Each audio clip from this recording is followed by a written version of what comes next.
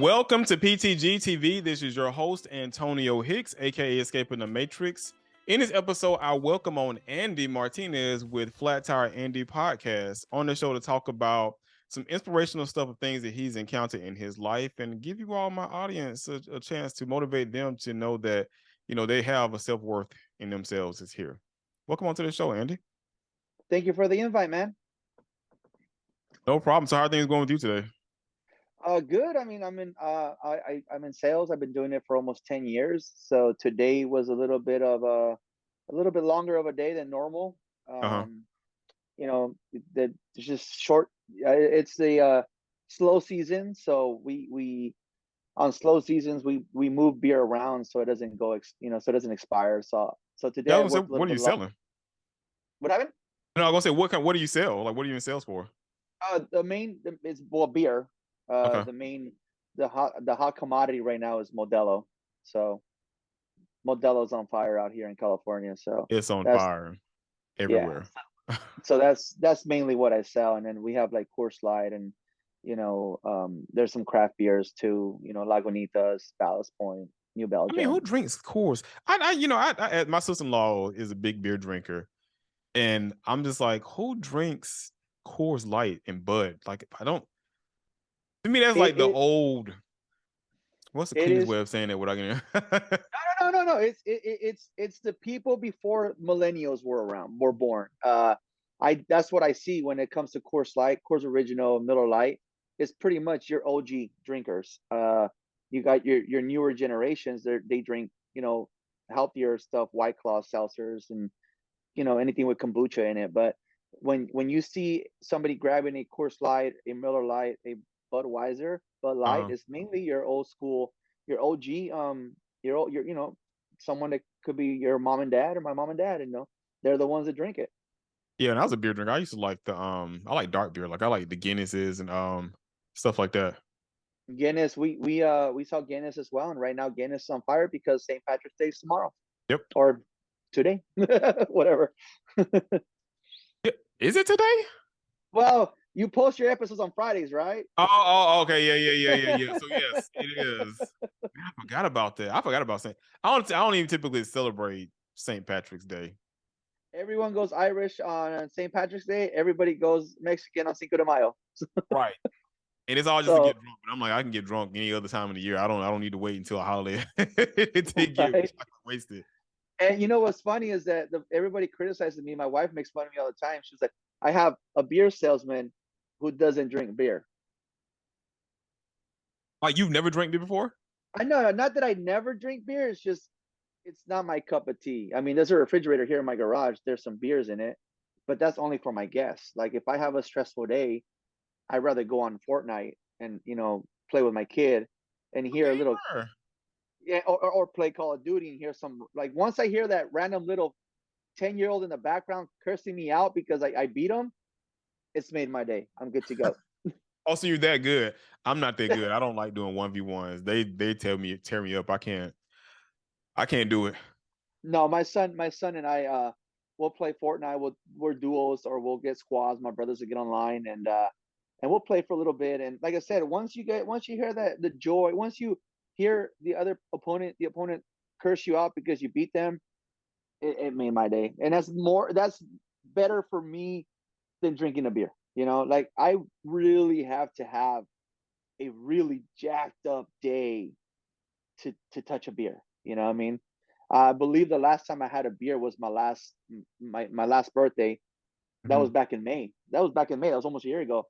And I came home so stressed out from work, man. It was one of those days where you got a call after this happened, that happened, nonstop headaches, right? Yeah. Nonstop fires that one has to put out, Yeah. And like I said, it was my birthday and I didn't want anybody here. And my brother-in-law took no for an answer, man. No matter what excuse I gave him, he went out of his way to make sure that excuse was no more. Hey, man, I got to pick up my kids from school. By the time I get home, bro, it's like 5:00. Then I get home, I got to start making dinner. Well, what did he do? He went to pick up my kids from school and came to my house and had the grill going by the time I got home. Oh, that's what's up, man. That's nice. So I get home and I get out of my car, and it was just one of those days, man, that I just kind of like almost crying in front of him, man. So what they we had a beer, you know. Yeah. We had So a you don't beer. drink anything else? Like you don't? Nah, man. I think like I said, there was a time where my father-in-law would, hey, have a beer. And when he wasn't looking, I would dump it in the plants, you know. And that was a big. We have a policy in that house. We don't waste alcohol now. You don't do that. So he would see my empty bottle and it's like, well, here you go. Here's another one. So Right. I believe we played beer pong at one of my another brother-in-law's house, and when they weren't looking, we switched out the beer with water because it was a dark bottle. Uh-huh. Then and he caught on that we weren't getting buzzed. So he's like, "You guys are cheating, man." Um, I just don't like the taste of beer, man. It's funny because um, my boss a long time ago asked me, "Hey, man, if you don't sell beer, how are you really good at getting distribution?"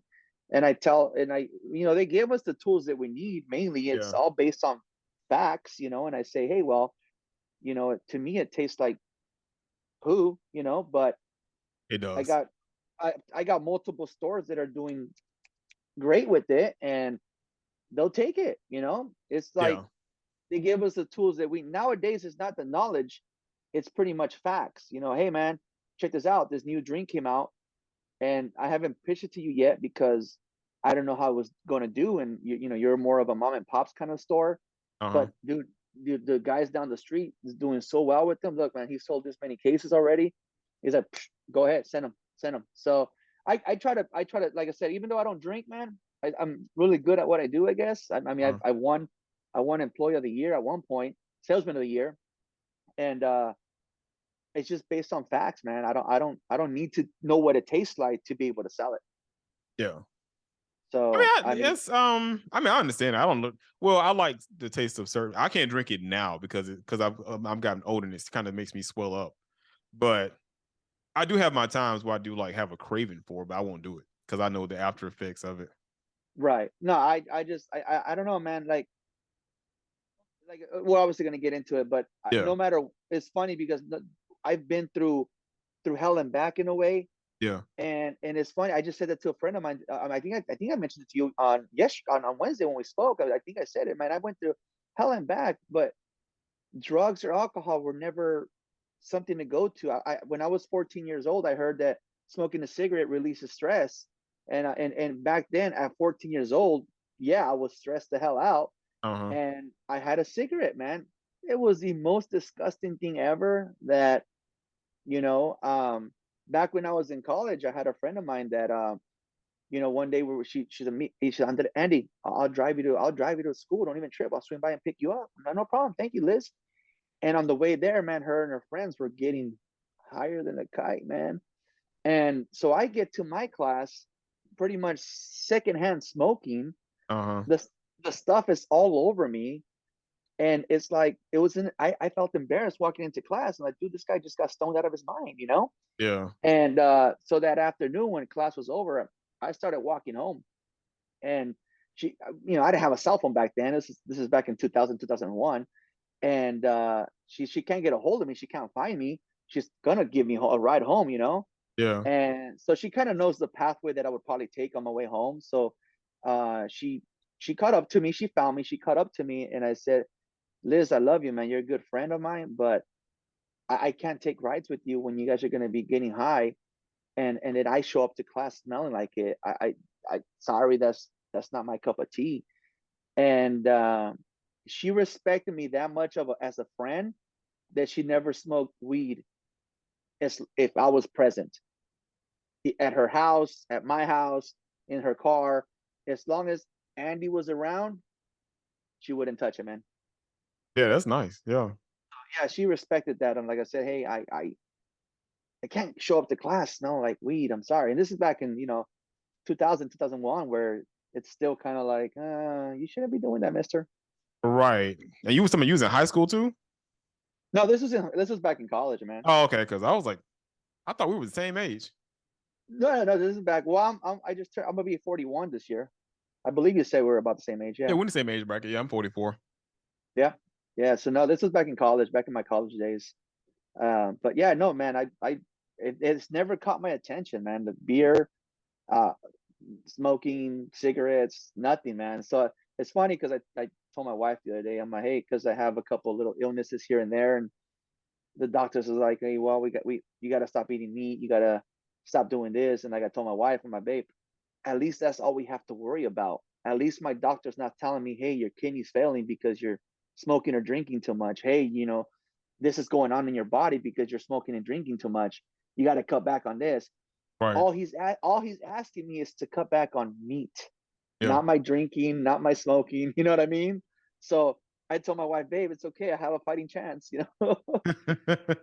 And it's nothing crazy. It's just I have high levels of uric acid, which gives me gout, and I just recently learned that I had diverticulitis. So diverticulitis is little pockets in my intestines that if they get infected, you know, I'm gonna end up with a pocket sticking out of my stomach, and it's not gonna look or smell very No, you well. don't want that. Yeah, I had something close to that when I had Crohn's back when I was in high school, and they was trying to prevent that from happening because I had the ulcers, and it was before it got because I had the smaller pockets, Right.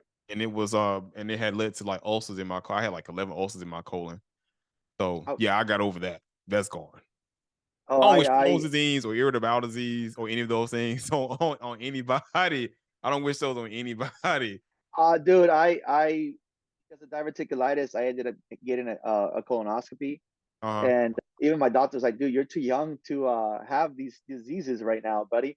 And so I had to get a colonoscopy, and the hospital's on the edge of the freeway that I went to. And my kid's like, Dad, look, that's where you lost your. Yeah. I told mine all the So, time. I was like, I got violated many a times. Yeah, because with Crohn's, yeah, I lost my virginity a long time ago. so they told me like 2 weeks ago there's a possibility I have a kidney stone as well. That's what's causing a little pinch right here on the side. And so Uh-huh. I go see my doc, the specialist for the kidney stone, and I was like, so what's up, doc? He's like, I mean, you don't have a kidney stone. And it was like, oh, thank goodness, man. He goes, well, so You didn't why? want to pass it, baby? I'm like, I didn't want to pass it. And two, option number two was they would have to go through the front now. And I was like, well, they already went through the back door. I mean, what's one No, you more door? don't. No, you don't. Yeah, I've experienced that too. You don't want that at all. So luckily it wasn't a kidney stone. So they're trying to figure out what's causing it. And it's not even painful, man. It's like a little, like you get your finger and touch a rib and just hold your finger there for a few minutes. That feeling is what I have right now. And the doctors are like, well, we don't know what's wrong, man. So, but the main source is like, he's cutting me. That like my boss one day told me, hey, dude, when I found out I had diverticulitis, my boss like, dude, you ride your bike a lot. It's like, how am I? Because I neglected my body my first 37 years of life. Yeah. So, word of advice, guys: get your uric acid levels checked, and what you think is actually healthy is not. I just learned that spinach was giving me high levels of uric acid Yeah. because I had spinach with my smoothie every day for the past 4, 5, 6 months, and Now, is and that a so genetic disorder? I Because it's I'm not like, sure. because my uncle has something similar to that. Because he can't take anything green now at his older age. Like anything, I don't care if it's a cucumber, I don't care if it's spinach, collards, whatever. He can't take in anything green. Well, that's what I was told, that pretty much I have to eliminate a lot of greens. I'm like, but what I'm using to help me lose weight is what you're telling me I can't eat. Yeah. Yeah. So, I mean, right now for dinner I had a protein bar. So, That's my it. my boys are having, my boys are making their own pizza right now, Oh, and that sucks. Did it dude, rub it in your face? that's why when you hit me up saying I'm ready, okay, I'm out because it smells so good, bro. Yeah, mine. Yeah, I went vegetarian for a long time, and my boys would rub it in my face. Like we would go to like all these restaurants, they would eat all these burgers and stuff in my face. I'm oh, it tastes so good. I was like, you could not have that tomorrow, or you could not just be living tomorrow. You keep messing with me. There was it's funny. I told my wife today, it's just today, that there's this. I have one of my accounts that they have a taco truck outside. That taco truck has the greatest birria tacos and quesadillas and tortas Well, and you said California. When I was in California, yeah. y'all have the best. Oh, Mexican Dude, food. the moment they told me that I can have a heart attack, bro, the first time I went to this place and I smelled their food, water, bro. Water, Is bro. the drip? 'Cause Whoop. I went there and now knowing what I know, it faced me. Hey, man, can you give me a quesadilla, bro? But don't add meat. Don't add meat. That's how we sell them with meat, with birria. I'm like, no, no, no. Just the cheese, bro. Just the cheese. You want to add some of your sauce? The best quesadilla I've had, bro. And the meat, the smell of the birria, bro, didn't phase me, bro. Because I know what it can do to it, what it's doing to me if I continue to eat meat, you know? And I told my wife just today, man, it doesn't phase me. It doesn't like I used to drive by McDonald's and man, a McDouble's not gonna hurt me, right? I don't even look. I love McDonald's, man, but I don't even. Really? Whoop, Yeah, I would I think with so much because y'all have a lot of like food trucks and stuff out there. Like we have no, we don't. We have some here in the city, but once you get outside the outskirts of the city, you don't have a whole lot of food trucks out well, there. I guess depending on certain. I'm being stupid because California is a very big state, but I mean out there, the places I went to, like we went to Manhattan Beach. There's a ton of restaurants up and down Manhattan Beach. But yeah, I don't know. I mean, you tell me. I mean, because to me, I mean, you have a lot of options. well, the reason why I mean, Mexican food is the best, dude. That to me, even though I'm Mexican and I'm married into a Mexican family, my wife's Mexican. We eat Mexican food all the time. So, but dude, there's certain taco trucks that Mexican food is even better. Dude, my wife will see TikTok videos or she'll see Instagram posts and she's like, "Look, babe, this place is only down the street. We should go." Or this place is only like 20 minutes away or 30 minutes away. We should Yeah. go. And it's like, it does look pretty bomb, man.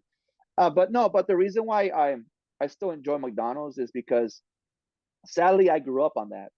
My mother wasn't I want to say very responsible, you Uh-huh. know, and her idea of dinner, breakfast, lunch, and dinner. Well, breakfast, lunch, and dinner was, well, what fast food place are we going to go to today? You know, I've eaten, you know, packets of boxes of Oreos for dinner with a gallon of milk. That was our dinners, bro. Those were our dinners. Cookies and milk. Fast food, and it's like, and it wasn't until you grow up and realize that, hey, man, one McDonald's meal could feed the family for like 10 days, and so a lot of my upbringing is pretty much why I am the way I am today, and pretty much my upbringing, my childhood is the reason why I started my podcast. And but McDonald's is still, and it's not even the Whoppers, bro. It's not even, I mean, I'm sorry, the Whoppers, the Big Macs or the quarter pounders, bro. Just a McDouble. It's just a McDouble, you know. But yeah, no, Well, man, we grew up. let's touch on that then, because let's talk about like why you got your podcast started. So I started my podcast because I was motivated to do it. I have an uncle of mine that every time we got together, an uncle that in the family now. I married my When I married my wife, I now have this group of individuals that are now family, right? Now you Uh, have new uncles, new aunts, new brothers, new sisters, and all these new cousins. And the thing about my wife's family is that they're very motivating. They My sister-in-law told my wife one day, Andy's really good at technology. Maybe he should stop what he's doing and get into computers, and because I'm the IT of the family. I'll get calls from uncles down the street or my mother-in-law, my sisters-in-laws, and hey, I'm having an issue with this. Can we figure it out? Example: I've never used Zoom, but I uh-huh. figured out how to have my little Your background there. backdrop. Let me see, how can we get it on? And so after years of him hearing my stories, one Christmas of 2019, he's like, "Hey, man, you have a lot of stories, man. You had a really bad upbringing, and you beat the odds. One out of you know 9 out of 10 would have done what you wanted to do to yourself, and you didn't. So you should start a podcast. So Now, touch on it a before, little bit. Like, what did you want to do to yourself? so you know, growing up, my life was, my upbringing wasn't sunshines and rainbows. We didn't believe in unicorns. We believed in the worst of the worst. I grew up to, I was born to an individual that was a child herself. Hmm. She had me at 16 years old, and and pretty much, I try to watch how I say sometimes, but pretty much she wasn't ready to be a mom, Hmm. and she was blessed with 12 of us, and At sadly I was, 12? wow, and sadly I was kind of the oldest, and she wasn't responsible. Pretty much, she would never hold a job. She would never, she always had us. She wouldn't pay her bills or her rent.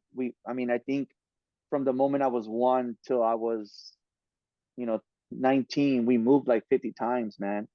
I went to every single school there was in Oxnard, and I'm from Oxnard, so I went to every single school there in that town, and we moved around a lot, and you know, there was times where she would put a man over her kids first. One time I get home and, damn, smells bomb. What are we eating? And she Uh-huh. points to the table where my dinner's waiting for me, a bag of Oreos, you know? And so, like I said, she wasn't really responsible, and she wouldn't put her kids first. And, I was pretty much the dad, the brother, the mom. I still hear stories to this day from friends of the family that, like, Mijo, you used to do everything. You used to cook for those kids. You used to do this. So there was times that she would just disappear, and I'm stuck at home. I'm a kid myself. We're home alone, Yeah. and it's like, my siblings are hungry. What do I do? And I learned how to make pancakes. I've been cooking pancakes since I was like 8 or 9 years old. I've changed diapers since I was 5 years old. I pretty much helped raise half of my siblings, and but for being the oldest, responsible one, the helping, the one that helped his mom the most, is the one that got the shitty end of the stick, the one that got beat, the one that got a blame for everything, the one that, if something wasn't done at that very moment, it was my fault. If I washed the dishes, and then my sibling used a plate and it was in the sink, that was my fault, and I got whooped for it, you know. And for a long time, I felt like, she didn't love me. It's like, I mean, yeah, I'm doing everything I can, and I don't get the support or the love from my mom, you know.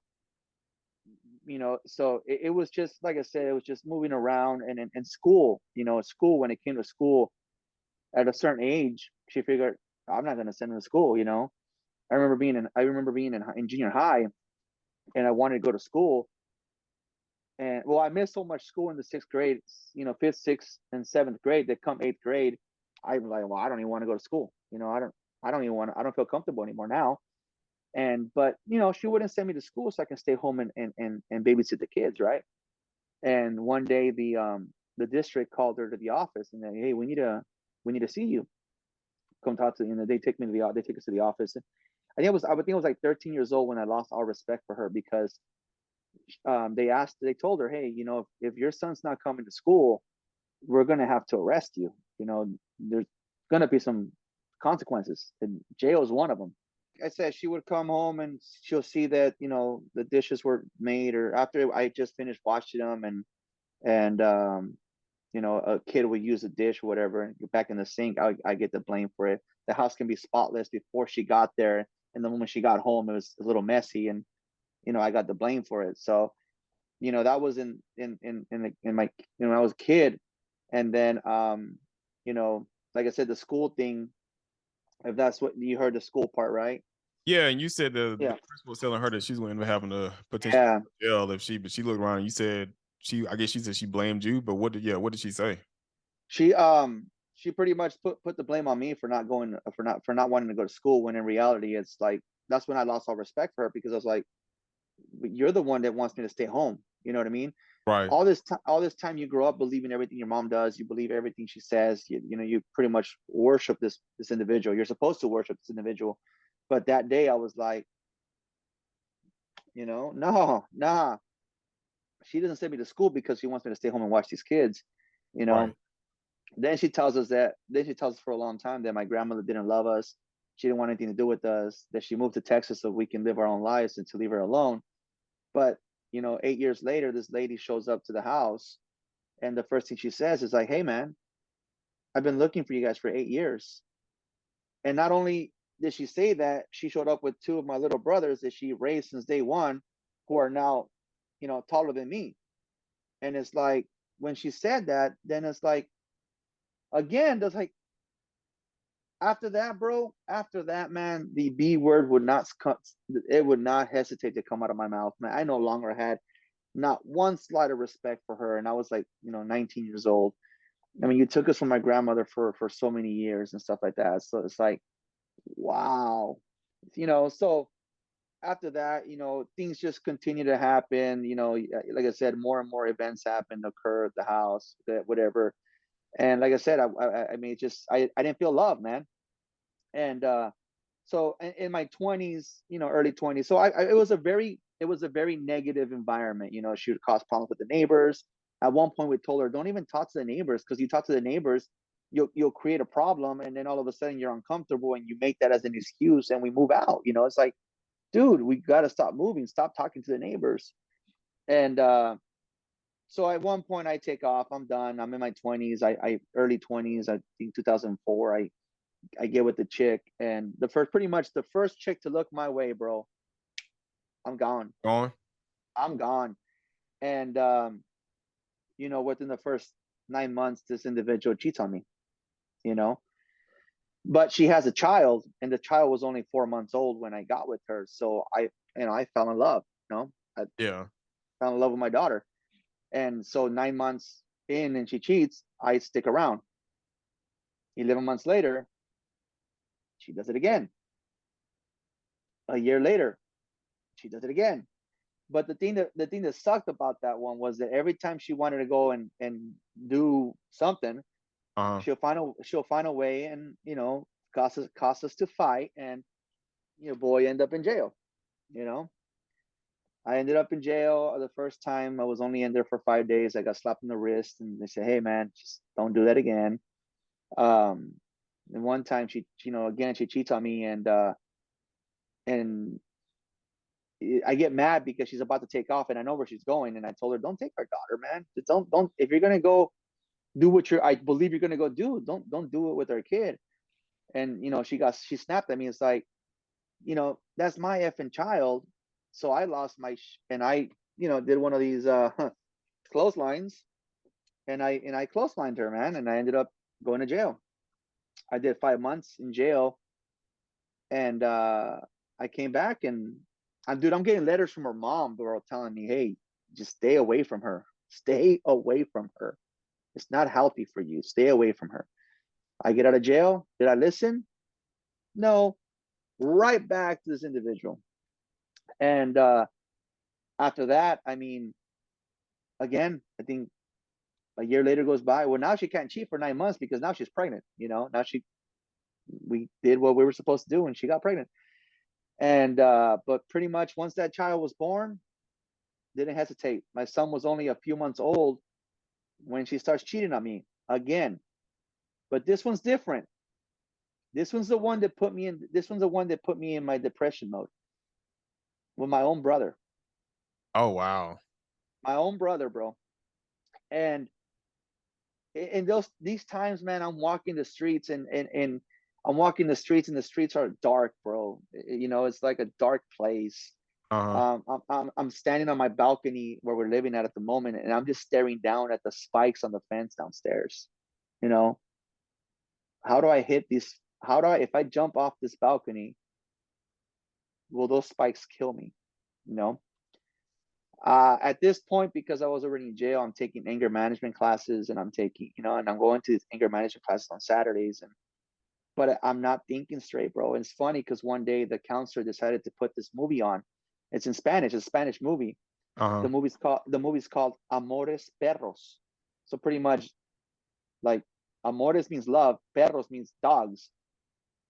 Dude, it was about a guy that was cheating on his girl, cheating on his this girl was cheating on her husband with his brother.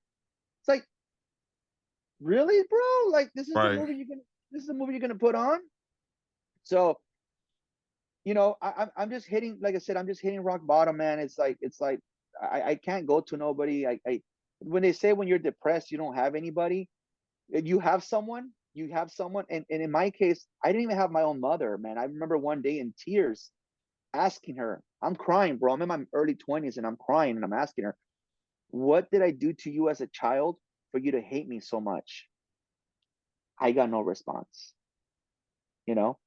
So I felt alone, bro. And it's like, one day my biggest mom pulls up, she drops us the kids, and I send my kids upstairs with my brothers, because my brother, the brother, is downstairs and he's just dogging me out.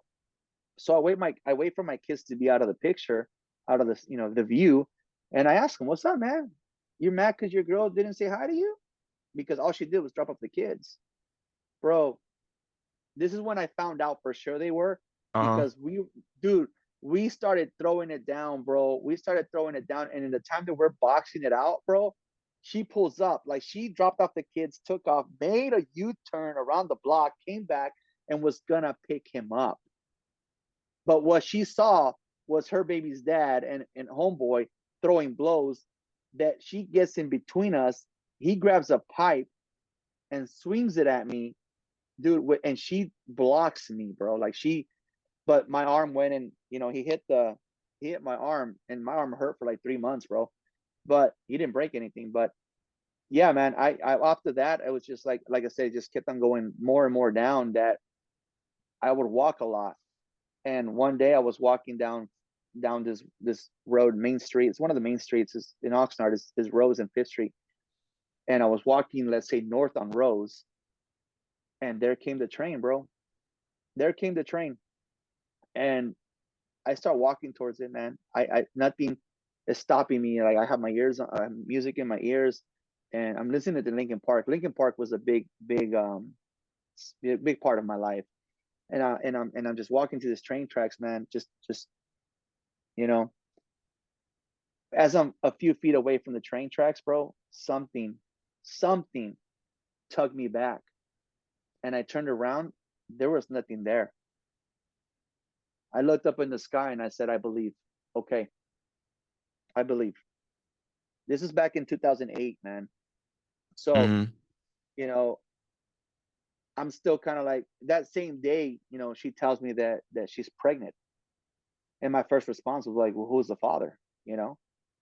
And so I could have left there and then, but I chose not to, because I wanted to see what's up. So now, we're both playing, you know, daddies here. And, once my son is born, bro, spit an image of me, man. It's funny because in Spanish, a lot of people say, tú lo cagaste, meaning that I'm the one that had him. I pooped them out. Uh-huh. Spit an image of me, man. And so, okay, cool. So this is already now February of 2009. Okay, cool. I'm the dad. I mean, all right, let's give this a shot one more time. She cut my brother off, and my son was born in February. 10 months later, I'm gone, dude. She was still sneaking around. She ended up getting a tattoo of my brother's name on her chest. And this is after this is already 2009, after my son, the second son, is born. Like, we're supposed to be working this out. We now have 3 kids together, Uh-huh. and she goes and gets my brother's name tatted on her chest. I'm like, oh, okay, nah. By when I found that out, we're now sleeping in separate rooms. And my life again, man, just But BS, man. I'm not going anywhere. I can't find a job. I have a felony on my record now. I can't do anything. The cops get called because she wants to call the cops. And yeah, yes, officer, I called her the B word. Arrest me. I would rather be in jail Mm-hmm. than continue to live with this individual, man. And because my stipulation was I couldn't insult the individual or else I'm going to get arrested. And you know, arrest me, officer. No, no, no, no, no. Okay, cool. That was a law. No, well, it was a part of this part of the stipulation on the court order, pretty much. I'm surprised they even Like let y'all stay together. California, bro, California, man. So January 2010, she goes to work and I hit up my boy. I have a friend that we all work together, and I'm like, hey man, curiosity, bro. Is she at work? Uh-huh. Nah, bro, she's not at work. All right, that's all I need to hear. I start packing my stuff, bro. I start packing my bags. I'm done. I'm done. And she walks in the door 11 o'clock in the morning, and my duffel bags are ready to go. I haven't left because I have the kids. Uh-huh. She walked in the door. I grabbed my 2 bags. I didn't say anything. And the moment I grabbed my bags, we need therapy. We needed therapy. We can work this out. We can work this out. And I said nothing. I already had kissed my kids goodbye. I already had done all that. And I grabbed my 2 duffel bags and I walked out that door. I walked out that door because that day is the day that I decided to eliminate all negativity from my life. Baby's mama, family, friends, situations. I'm done. Uh-huh. I'm done. I'm done. For the past 5 years, I've been in and out of jail.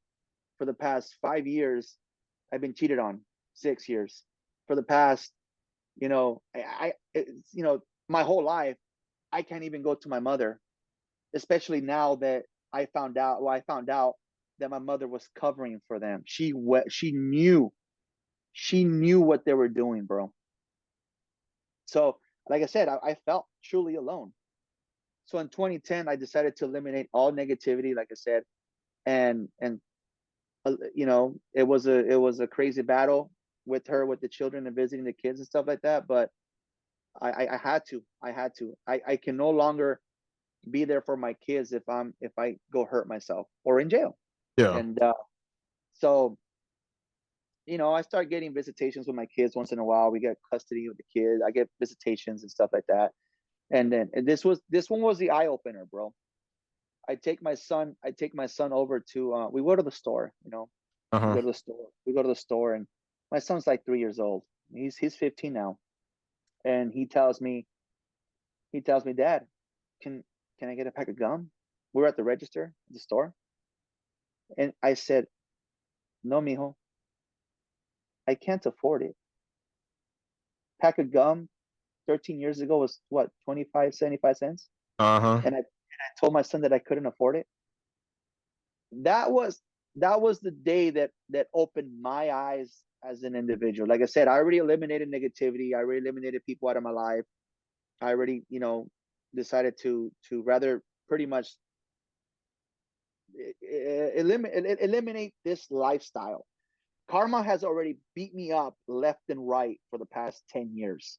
You Mm-hmm. know, I gotta figure this out because I grew up in my 20s. I was a shitty individual, man, because that's what I grew up to know. That's what I grew up to being because of how I grew up, right? Uh-huh. 2010, I was like, no, this is not who I have to be. I can't even buy a pack of gum for my son. So I made a promise to myself that day I would never say I can't afford it. So I applied for whatever job, man, whatever was willing to give me a job, man. The I was doing the newspapers, like the everyday newspaper, the newspapers at people's houses, Uh-huh. and I got then I got into, they call it hawking. So this guy owned a company where he would buy the papers from the Ventura County Star, and you would stand at a corner and you'll sell the papers to the cars driving by. Kind of like the guys that sell flowers at the corners. I don't know if they do it out there. They do it out here a lot. Yeah, they do And I'm here. okay, same idea, bro. But the newspaper, I got so good at it that he was like, dude, let's convert all 3 corners. So I had my brother and a friend of mine take the other 2 corners, and we were just hawking the papers, man. And because I was like, I'll take whatever I can get, you know. Yeah. Then when that kind of came to an end, I started working at KFC. I was at KFC for 2 months, bro, but I wasn't fast enough to turn the chicken and to cook the chicken. That, you know, they put me at a smaller location, and because I said something, they fired me. I expressed my opinion, so they fired me. And so that moment, my brother was like, dude, if you're willing to do anything, man, I'm gonna bring you in. And he brought me into to Walmart, Uh-huh. and he got me in Walmart, and I was there for about a week. When I was there overnight, and I was there for a week, bro, and I was like, nah, nah, I'm getting promoted. I'm getting promoted. 7 months later, I'm promoted. You know, um, 7 months later, I get promoted. Then they put me in the department where it's high volume, like foods, and Uh-huh. that's where I learned what vendors were. And I did my job so good at Walmart that the vendors caught on. That's why I sell beer now. You know, and How long so ago was that? so this was 10 years ago. So pretty much, I moved out and I cut off I eliminate negativity in 2010. Uh-huh. 2 years later, I a year and a half later, I start working at Walmart. That's when I say my life turned around, was Walmart, not the newspapers, not KFC, was Walmart. That was in 2011. By 2012, I met my wife. By 2014, I have full custody of my kids. So I had to lose everything to get it back. I lost, there was this one time where she said, hey, your kids don't love you, they don't need you. Even though it killed me, bud, even though it killed me, I made her eat her words, because I didn't see my kids for 2 weeks. And one day, my phone's blowing up, my phone's blowing up, my phone's blowing up. And I finally answer it. What do you want? And it's my son crying, asking for his dad. Oh. Dude, I started crying. I started crying. Oh. I'm coming. And I went to go pick him up. When I picked him up, I told her, don't you ever tell me kids don't love me. I picked him up for my visit, and I had him with me. And this was before, like I said, this is before I was working at Walmart. Uh-huh. You know, once I was working at Walmart, then my mentality sinked in. Like, I need to do better. I need to get better. That's why I said it. I was there for a week. You know, I'm gonna get promoted. Like I said, in 2010, I left. In 2011, I was homeless. 2011, you know, January, February 2011, um, a buddy of mine, he put a bed in his kitchen. Uh-huh. He himself lived in a one bedroom apartment, and it's like, dude, you can't sleep on the streets, man. I won't allow it, man. He put a bed in his kitchen floor, you know, in his kitchen, and I had somewhere to stay. And then, you know, after finally working, then I was able to go and rent my own room, and I started at a room. And then, you know, then I, you know, got my own apartment. Then I got custody of the kids, got a bigger apartment. So little by little, pretty much after leaving in 2010, little by little, I started gaining everything back. You know, Because it took like you I took said, that step to clean up your life. dude, I even lost my license, man. And so 2012, so the beautiful thing about my baby's mom was that she opened my eyes, right? Because I was living in a room where I had a roommate, very attractive lady. You know, she was about a year older than me, Uh-huh. and we did everything together, right? And the only thing we never did was, you know, hook up. And you Yeah. know, there was multiple times where she slept in my room, she slept on my bed, she slept there next to me, and you know, she made gestures for me to do what I had to do, and I never did, because she was a heavy drinker, and I drank with her a couple of times, and one day I told her, sorry, girl, I can't I can't keep up. I can't do this. And so I told myself, I am not going to go where I'm going and support someone else's habits. So pretty much I started catching red flags.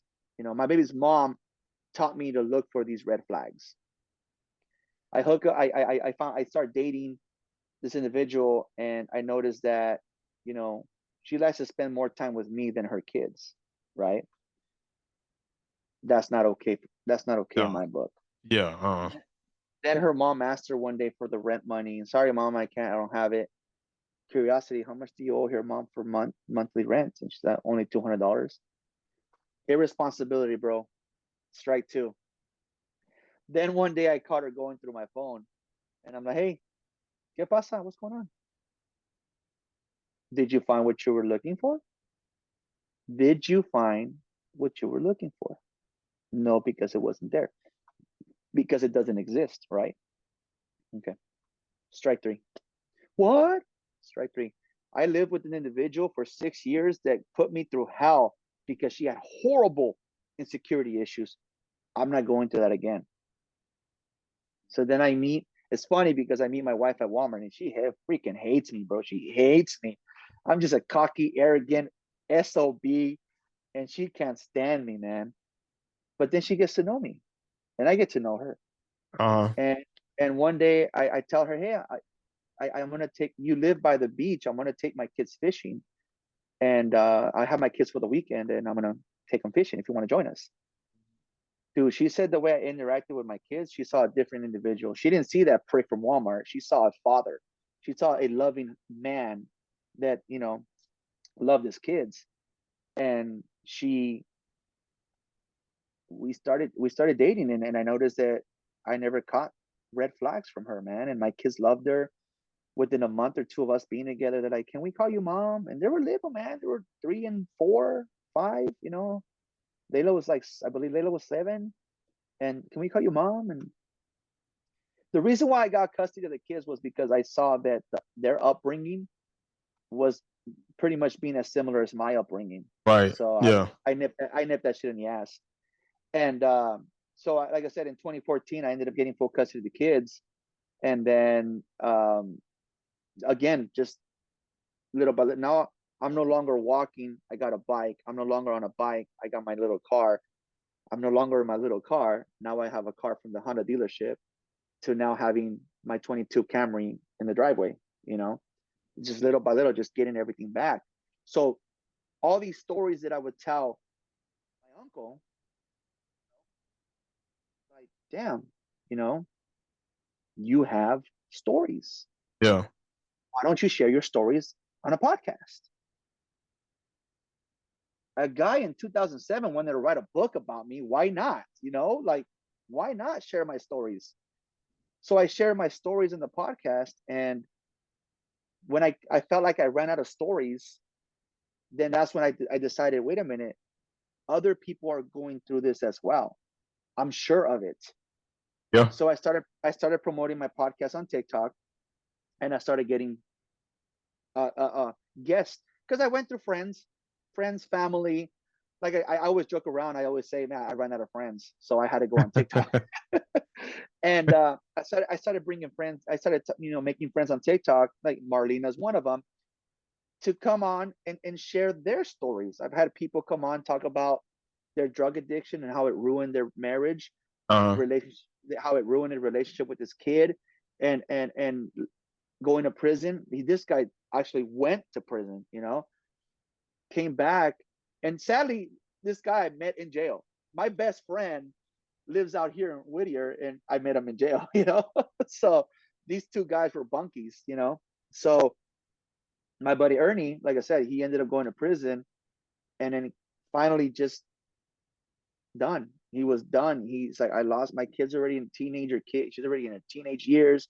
I wasn't there for her. I was in and out of prison, and he gave up drugs. Now he's living in Vegas with a new wife and a new kid. And, you know, I have another friend of mine that came on talking about, you know, also, you know, drinking a lot, partying a lot, the party life back when he was in his 20s. And now that he's in his 40s, he has all these medical issues, medical conditions that are killing him. He realized that he didn't have veins in his legs, you know?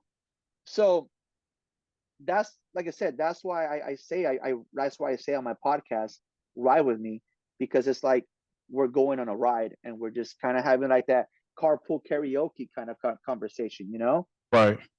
And people, I've been told, wow, man, like your stories, I have more respect for you now than I did yesterday based on what I've heard, you know, or wow, your stories have helped me, or wow, Marlene, my sister called me on when she heard Marlena's episode, the last one, and she was like, my sister's crying because my sister knows what it's like, what Marlena went through, you Mm-hmm. know? And like my uncle said, it's like you can really help some people. And the reason why it's called the Flat Tire Andes, because I listen to a morning show out here in Burbank, and I've been listening to them for over 10 years. And I've been kind of like a part of the show. Uh-huh. And they one day I called that when I first called them up, it was raining pretty bad. And they're like, hey man, if you guys are having car trouble out there, we feel bad for you. You know, give us a call. And when they said that, I ended up getting a flat tire. And so I called it, I pulled over, changed the tire, boom, got on my way. And then they announced it again. If you're having car trouble, give us a call. I'm like, why not? Called them up.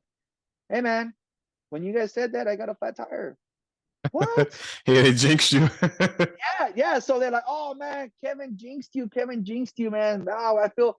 Kevin's like, I'm so sorry, man. I feel bad for you. I feel bad. I feel like I'm responsible for your tire, Andy. I'm sorry. It was such a great environment. It was such a great conversation that it encouraged me to call them more and more and more. Right. Uh-huh. Every time I did call them and I would go on the air. Well, oh, by the way, this is the flat tire guy. I would always remind them who I was. That's it, bro. Flat tire Andy. Sorry, Andy. Now we have a Naked Juice Erica, Mad Dog Jess, Singing Surge, freaking Wooden Head Ed, Bus Driver Eric. All these people now have nicknames because they started giving us nicknames because for calling the show and what we do for a living or what it is that we. Like I said, my conversation was about a flat tire. Uh-huh. Flat Tire Andy. So that's why my uncle's like, you kind of already have listeners that know about Flat Tire Andy, but they don't know about Flat Tire Andy, if that makes Right. sense. No, yeah, it does. And he was like, and I was like, okay. And like I said, I share my stories, and I have people come on share their stories, and like I said, I did a little promo on TikTok, and I said I ended it by saying it's good therapy. It's helped me. My wife has told me that the moment I started doing the podcast, my attitude, my tantrums have calmed down, because they told her in therapy. We went to therapy, and the therapist told her, after he met me and talked to me a couple sessions, he told her, if you really love this man and you want to marry this man, you need to have a lot of patience because he has a lot of triggers. Triggers. Running late is a trigger. Why?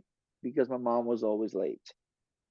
Being out of the house on the weekends is a trigger. Why? Because we can never be home. Fast food is a trigger because that's all we ever ate. So the therapist just told her, like, if you love this man, you have to have patience because he had. So when I have my meltdowns and a 40-year-old man still throwing a tantrum, she's just, okay, I'm going to wait for him to calm down. Once he's calmed down, hey, you know what? You're being a little idiot. You know that? Yeah, I know. Yeah, I messed up. One day I came out here to the garage, man, and I was like, leave me alone. Just leave me alone. And I ended up punching the garage door. I'm trying to scare her away. Nope. She stood right there, and she waited for me to throw my tantrum, calm down, and then she spoke to me. And then I felt like the idiot. So yeah, man, he like that. So we go back to the podcast. So that's why I do what I do, man. It's a therapy. It's a therapy session. I said it. I said on my trailer was, I grew up being a shitty individual, and one day karma came knocking on the door, you know, and I can give you a few examples of karma. My first car, I didn't finish paying it off. Well, that car a few months later was a few years later was in a wreck, and then it was towed, and then I lost it. You know, I had a buddy of mine that would slang me DVDs from the grocery store, Uh-huh. half price. You know, like I wouldn't pay full price. One day I was in jail. My baby's mom's sister decided to sell all my DVDs, and I got not one penny for them. You know, that's karma. You know, so pretty much everything that I ever did someone dirty, I lost. I lost it. You know, I lost like I said, I lost my car, I lost the DVDs, I lost my apartment. Anything that I did as an individual, as a shitty individual, yeah, man, karma came knocking, man. And then, you know, when I was homeless, for example, um, I, I, I, I didn't work. I didn't have a job. I didn't know what to do with my life. You know, I wasn't at I think I had already had got past the depression. I was already away from my baby's mom, and it was already like, what am I gonna do to better my life? Okay, Mhm. well, I'm not working, but I heard that Ventura County has this thing called a homeless court. So can I prove I'm homeless? Yes. Can I prove I don't have a job? Yes.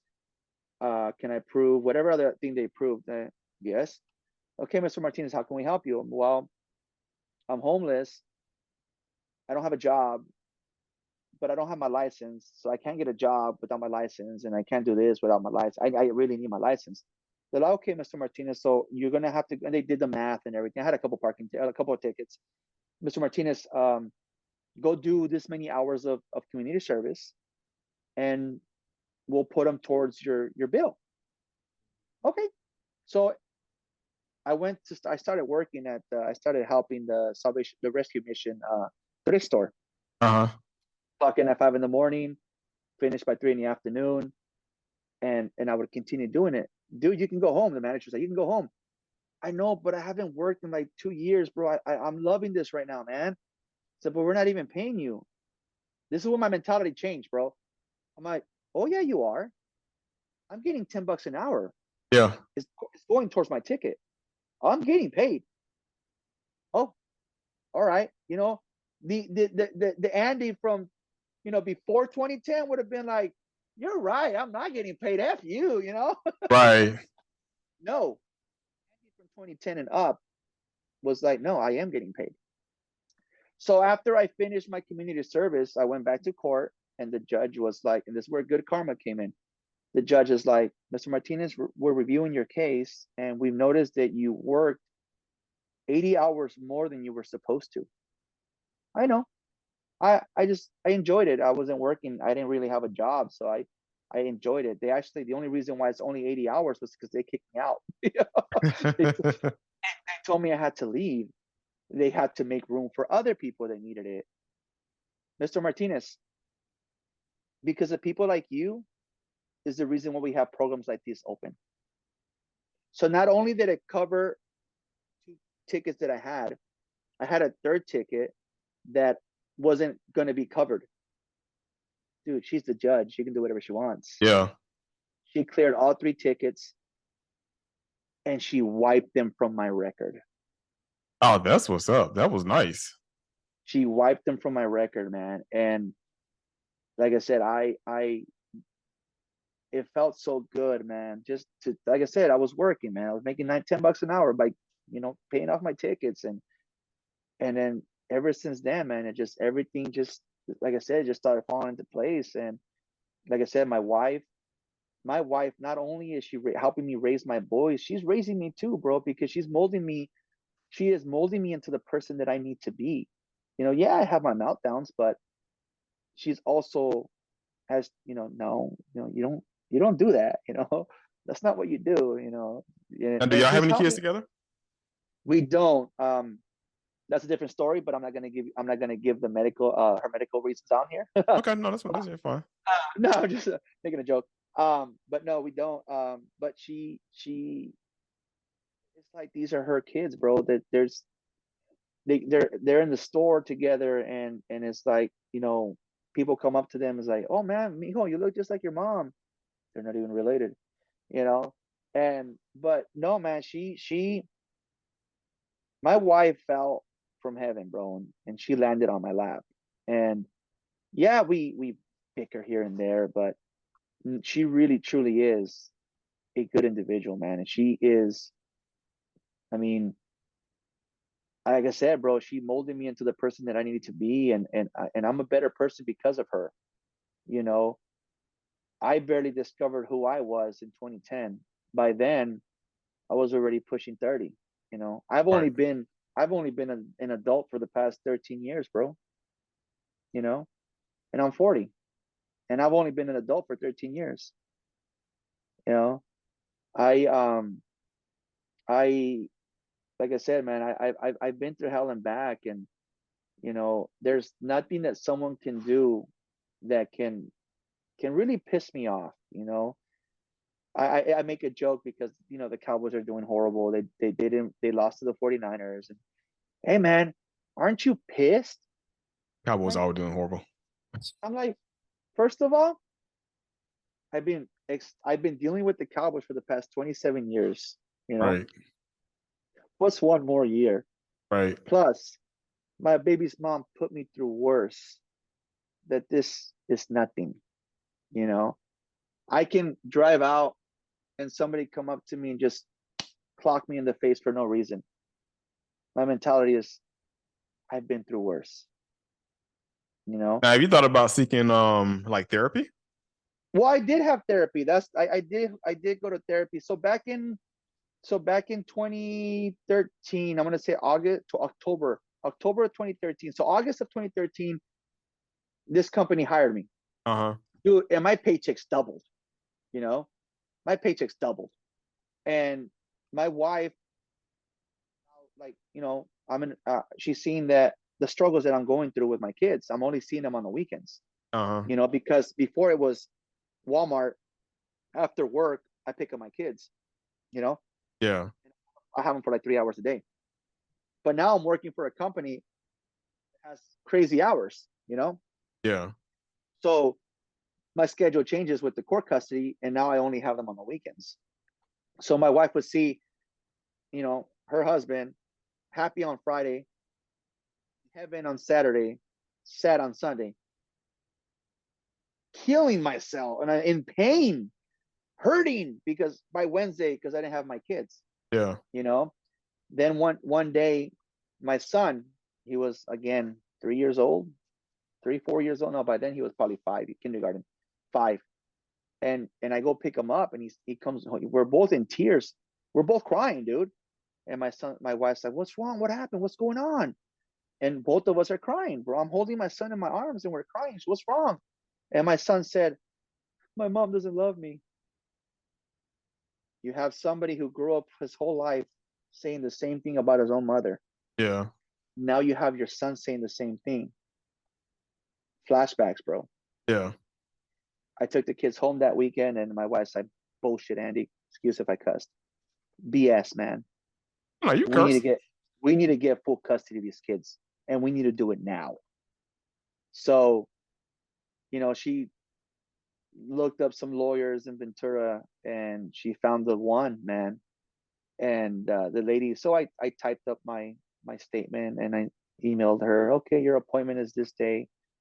And this is when my wife started molding me, right? She goes, "You need a tie. You're not gonna go dressed like that. Andy, you need a tie." What? I'm not Yeah. wearing no I'm not wearing no monkey suit. What are you talking about? I need a tie. Guess what, bro? I love wearing those monkey suits on Sundays for church, all right? Yeah.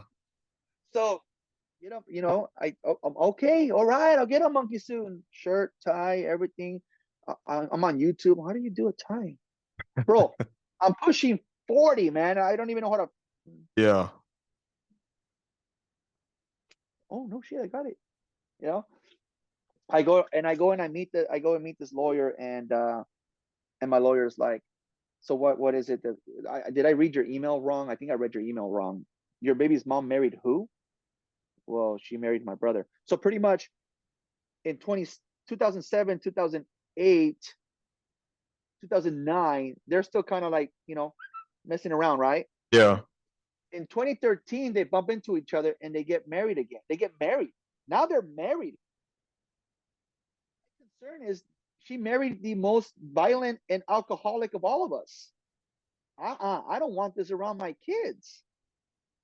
So go to the lawyer, and she's like, wait a minute, I think I misread your email. She married who? No, well, my brother. No. What do you mean she married your brother? I'm like, well, that's exactly what I said, ma'am. She married my brother. Right. He's alcoholic. He's into drugs, and he's very violent. He's a very violent individual. Why? What? Who else would know her husband, own brother? You know. So the judge. So I'm talking to the lawyer, and I'm telling her my upbringing, and she tells me you need therapy. If you want to convince the judge that you are you've gotten better, talking about, you need therapy. And then, okay, my wife's like, dude, I've been telling you for 2 years. And my wife did. My wife for a year and a half, she's telling me, get therapy, get therapy, get therapy. I'm like, therapy, therapy. You're on, no way. My lawyer tells me, and I said, okay, you know, Tom Prince was the man. We couldn't think of his name yesterday. That's why it came out of nowhere. I go see this therapist, and it was just me. And then he brought my wife into the mix, and that's when it's like, so now it's my therapy, her therapy slash marriage counseling Yeah. kind of a Right. thing, you know. Uh-huh. And so I did go to therapy and marriage counseling kind of a thing, where my wife what she got to learn what my triggers were as well. Uh-huh. And the reason why I feel counseling does help was because not only did he help me understand my triggers, he thought my wife learned something. So now, why does therapy work? Because now I catch myself. I catch myself on certain things. So like I said earlier, I hate running late because we were always late. So Uh-huh. if my wife says we have to be at so and so's house by 5 o'clock, okay, well, it's 4:45. We haven't left the house. You know, I'll start like, come on, we gotta go, we gotta go. I'll start losing my shit. Right. And then, so how did I fix that? Give me a time. We have to be at so and so's house at what time? No, what time do we're going to so and so's house? But you just let me know when you're ready to go, and I'll go sit. So if there's no time frame, I don't feel rushed, and I won't lose my shit. You know. Yeah. There's another one like what's another one that kind of drives me crazy? Okay, so the simple ones are kind of like I can brush off, right? I'm gonna use Super Bowl for example. I felt like an individual was making me feel stupid, and I lost my shit. And my brother-in-law, who's on my podcast a lot, um, he's like, he called me one day, hey man, you know that you were out of line that day, right? I'm like, well, you weren't there when he made me feel stupid. He was criticizing me, and I felt stupid. That's one of the triggers that I can't get rid of, because my mom made me feel stupid my whole life. You know, Uh-huh. you're only going to school for your friends. You're only going to school for your friends, and I would bring good grades, and that didn't mean shit to her. So I always felt stupid, right? So that is one of the triggers that I can't easily get rid of. It's more of a that one's more of a work in progress. Like I said, running late I can control. Stuff around the house, a messy living room, that can get controlled. That's not a problem. But like a mental one, that one is a little bit harder. Or the other one that I hate is that I can't get rid of is when you accuse me of something that I did when I didn't do it. My mom Yeah. always accused, and this is why my mom and I don't have a relationship. I just recently cut her off. I Last August I told her, if I am the cause of your stress, there's no need to have me around. There's no need for us to speak. You know, 20 years ago, I was in the heat of a moment. I told her, I'm going to call CPS on you. So ever since I made that comment, ever since after that, anything that ever happened in her life that was negative was Andy's fault. Andy's fault. Andy's fault. So it was recently brought up to my attention that I was using my podcast only to badmouth people. I was like, and I used actually you as an example. I'm like, if I use my podcast to only badmouth people, why was I just asked to be on someone else's podcast? That's not the purpose of my podcast. Right. So yeah, so therapy helped me where I can, control them. There's, like I said, it's just the ones that are a little bit more to heart, that are hard to get rid of, if Yeah. that makes sense. Yeah. I believe that therapy works, and that's the reason why I said on the purpose of the podcast is a good therapy session, because again, let's use Marlena. Marlena started crying, man, and I felt so bad, because I was like, I felt like uh, Will Ferrell in Talladega Nights. What do I do with my hands? Right. Because I couldn't give her a hug, man. I felt so bad, Right. and I'm like, I don't even give a damn about dead air right now. Let it be. Yeah. And I felt so bad, bro. She started crying, but if you heard the episode, she thanked me, man. She thanked me for what I do, because it is a good therapy session, and people get off their chest. Like I said, my brother opened up about something that I would never even dream of, man. Like, I warned my mom. This is another thing that kind of upset me about my mom. I warned her, man. I warned her that this individual tried to molest me, man, when I was 15 years old. And I told her, hey, this guy is not a good apple, man. She got mad at me for going off on the guy. A few years later, he molested my brother, dude, for like two weeks. So yeah, that relationship is probably never gonna get patched up, man. So he came on the podcast, and we were talking, man. We were venting about stuff, and he opened up, man, again, because it's a good therapy session. He opened Yeah. up, and I'm on TikTok live editing that podcast episode, and I'm crying, bro, because I wasn't there for my brother to defend him, to protect him. My sister hears that podcast episode, and she's like, well, what happened to me was worse. What's worse than being molested? Rape for 2 years? Oh my God. So I felt bad, man. I recorded a podcast episode, kicking myself in the ass, because I wasn't there to protect them anymore. I left the nest. I was their mom, I was their dad, I was their brother, and I left the nest, man. And so my mom hates me for them, opening up and saying what they said. But how is that my fault? They It's used not. my they used my podcast as a therapy session, and they opened up, you know? Yeah, I mean because that's what helped me out. That's why I brought it up in the first place, because all the stuff because I like I told you, I've been through a similar story to where I was home. I lost my youngest son to SIDS, and I lost him while I was at work, so I didn't get a chance to even say goodbye to him. I did feed him that morning, but then after that, my wife at the time, she and I got divorced, and then I was homeless for 2 years. So for me, what helped me overcome all of it, because I never got a chance to grieve, was a therapist, and I still see the same person to this day. Because I think everybody, Right. I always advocate for it. I started a session on my podcast called On the Couch, because while I was going through, had overcome it, but I found the kids of today they're going through a lot of stuff, especially during the pandemic. So I started my little On the Couch session to bring therapists on to talk to them, to help counsel them through some of their issues, because I think a lot of us are suffering from a lot of trauma that we never got over. And the only way we can really, bring it out, we have to talk to somebody. We can't talk to a family member. We can't talk to a close friend, none of our homies. We got to go talk to somebody that's unbiased, that's going to listen to us, and that's going to help guide us through it. I have a buddy of mine that I love this guy. I met him in 2006. I met him in jail, and he's my best friend, man. And we talk on the phone every day, bro.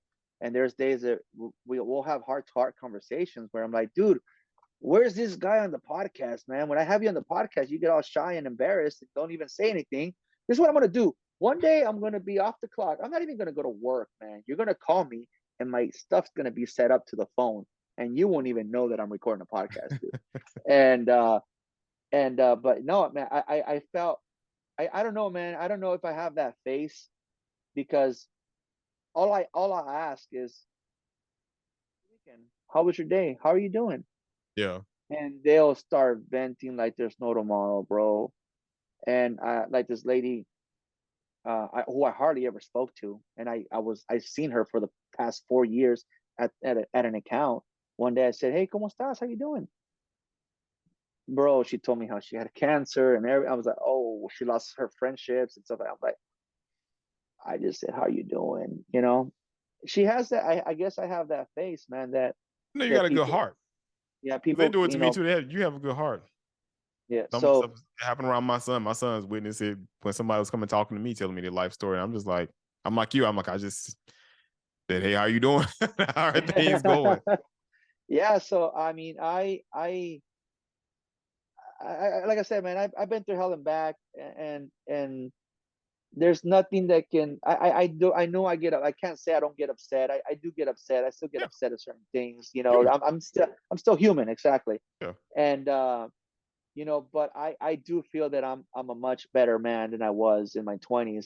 And that's sometimes when I'm arguing with somebody, and it's like you know give credit where credit is due. You know, right. again, the last conversation I had with my mom is like, hey man, if I am the cause of your stress and you won't let go of something that I did 20 years ago, You do it for 'em. Yeah, deuces. You know, I people are like, I always get told, but you only have one mom. So I used this as an example a couple of days ago, actually, with an individual that was venting to me about his baby mama, his wife.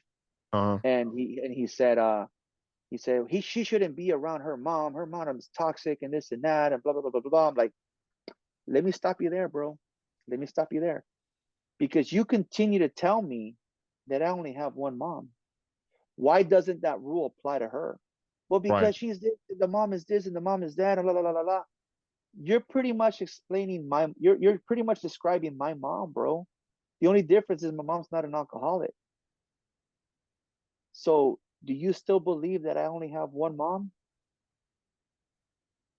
Okay, I see what you're saying. Yep. I got it. Okay. Okay. You can't say to one person you got to cut your mom off, but yet tell me that I only have one mom. No, bro. Right. Same rule applies. You know. And I just, like I said, man, I've been through hell and back, and I mean, when I have friends that say, hey, they'll just tell me, hey, man, I'm short $100, and here you go. I want to help. I want to help. My wife actually kind of cut that off, and she said, "You need to use boundaries, Andy. You need to can't be Yeah. using your money. You got to find a way to help them in another way." Right.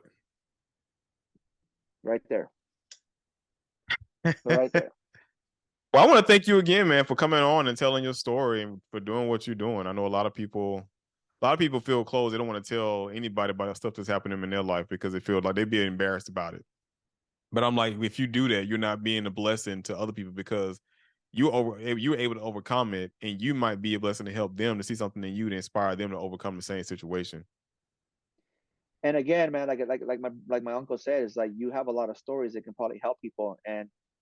And like I said, I've had multiple people from TikTok, from Kalamazoo, Michigan, from Texas, from Virginia, from South Carolina, from California. I've had multiple people, come on the podcast and share their stories. And at the end, like I said, I'm gonna use my lawyer's quote. The day that I got full custody of my kids and I started crying, Uh-huh.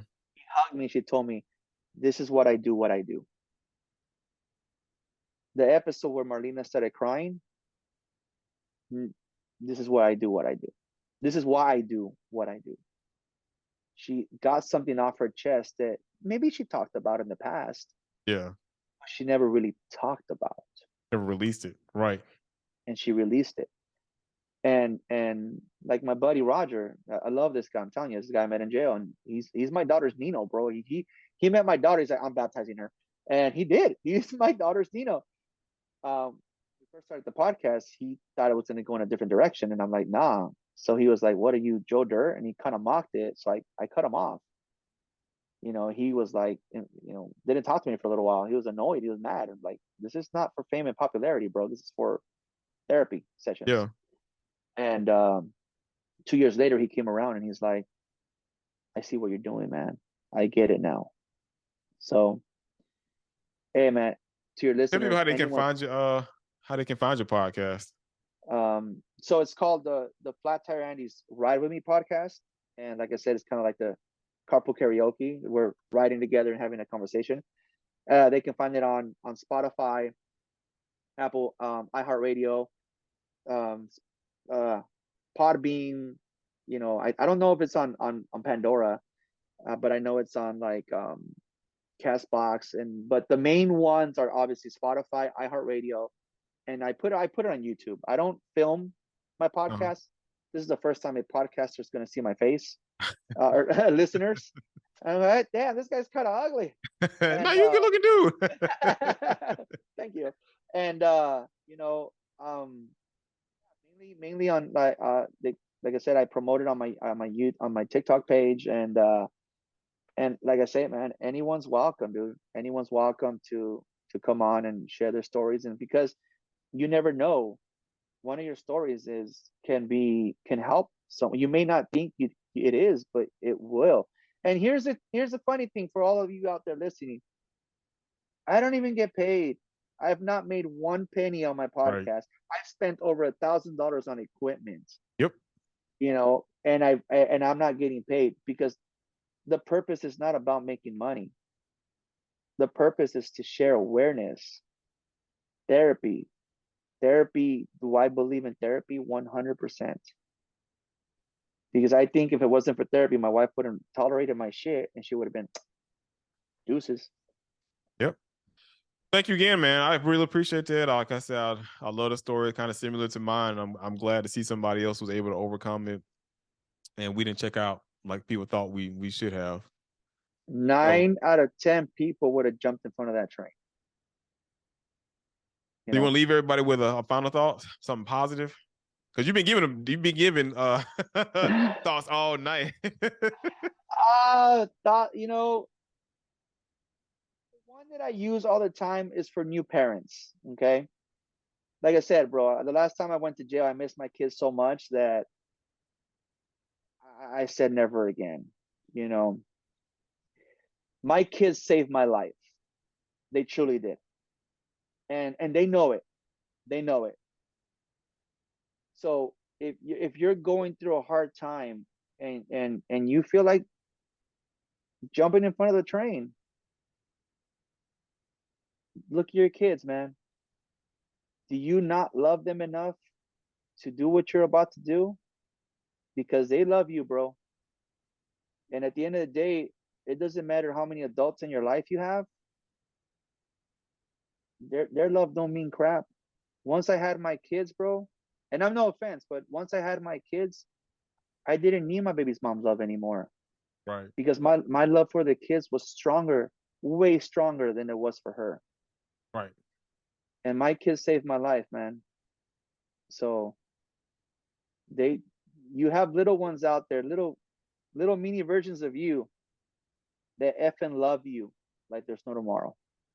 Yep. I'm gonna piggyback off of that because even if you don't have kids around you, you have somebody that does love you, even if you don't know that. People are in need of you and they want you, whether you realize that or not. So I always say there's more reason for you to be here than to not be here. So make sure that you do see a therapist if you ever are thinking about that. I wish I knew all the numbers for all the states that you can call as far as the suicide hotlines and stuff go. But always, like I always say, you take your 3 L's every day. You live for today. You laugh for the things that are out of your control, and then you live, love, laugh, and then lead in love with your heart. Because I'm like, you can't control things that you can't control. So I see you have to laugh about those and, live for today because tomorrow's not promised. So have fun today and love life. Yeah. Yes, sir. So thank y'all for tuning in again. This is Matrix. You can find me on all podcast streaming platforms, same as Flat Tire Andy's. I am literally everywhere and on YouTube. So yeah, you can find me on TikTok. Just him, you can find me on TikTok. So I'm under Escaping the Matrix on TikTok. So all of my episodes, you always can find them on my website on ptgtv.online. So thank y'all for tuning in. Thank you for all my listeners. And I will keep y'all informed on the next in-person show. They don't hear me, they don't hear me though. Cycles going around.